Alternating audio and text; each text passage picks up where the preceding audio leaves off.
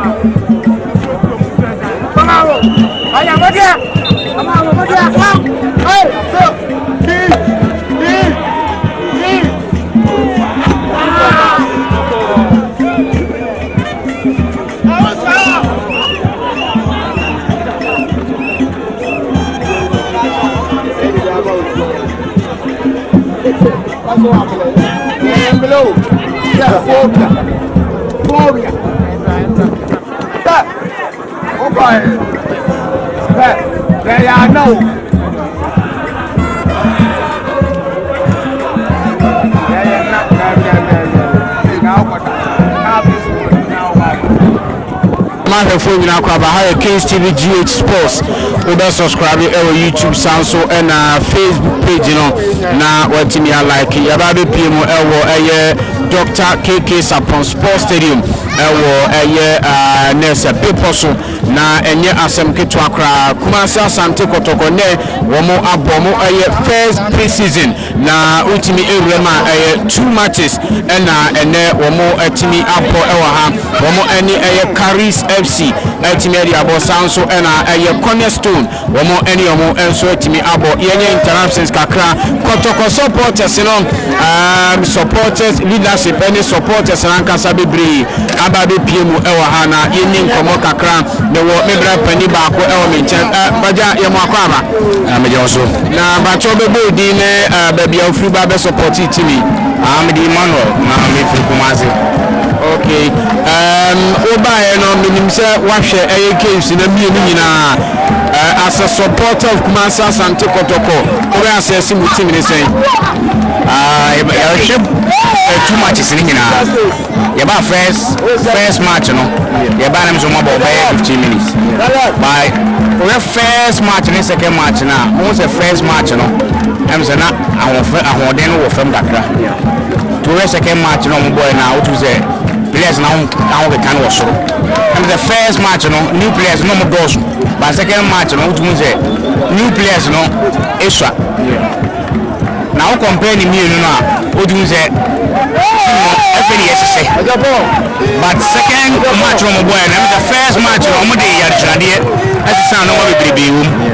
But the second match now, born out to the day. Those second team,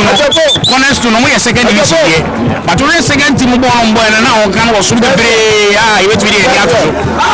those are setting a year. But first team, you compare to second team now. The other can say, only preseason in there. What if one to go to the baby because we say baby grana and ma when him ma also who say loopholes be and the first match in there. We are crowd to say my coach no loopholes be and manage to share second team need 2 years second team need how to say intact. Okay, Yana amount for Uche Park is so more share first match no we dey compare second match here Obeka say still any that so Honyami Adoma that's all baby because a new players be all man e be good e be also minim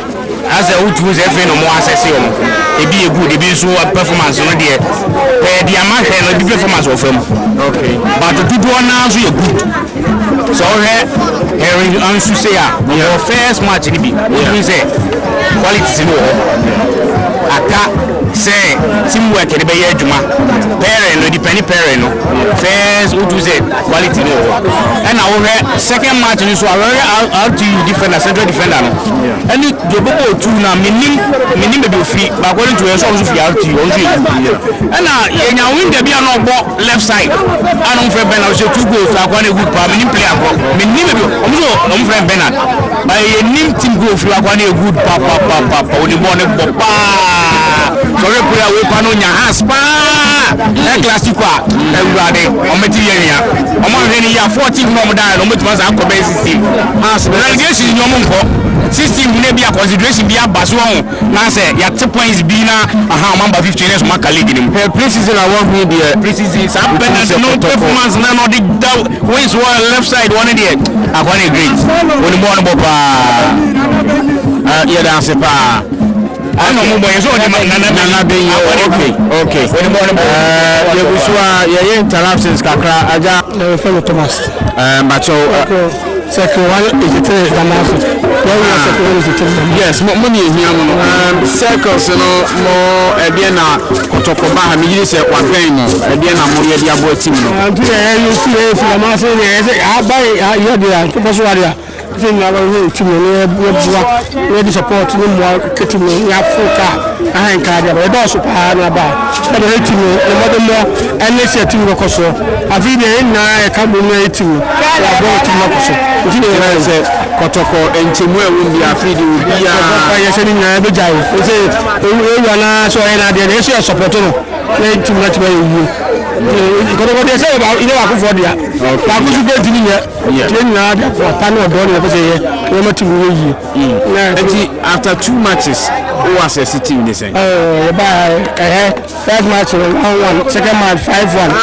modern kaka so any match they do from compare team cost kaka next match show be I say team to cost the final Preseason who free him the support team me free Gabina by Joabin as a muwa kakra muwa kakra ba nye tente biasa Kotoko who don't na kambo mu there was a couple group kuma pembe ba na amuna na mu si jama there's some there be a team ni kopia ye team na chi yes and na wo hwe team na wo be assess in after 2 matches so far you buy you know now almost started first game no it's me we take akansa na omo ko second half it's compare first game and second game now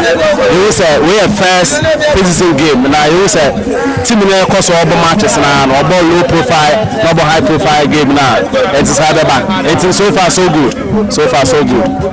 okay asembe na wo kan dia che Kotoko supporters ahead of the season yeah make a check Kotoko supporters na omo wo Kumase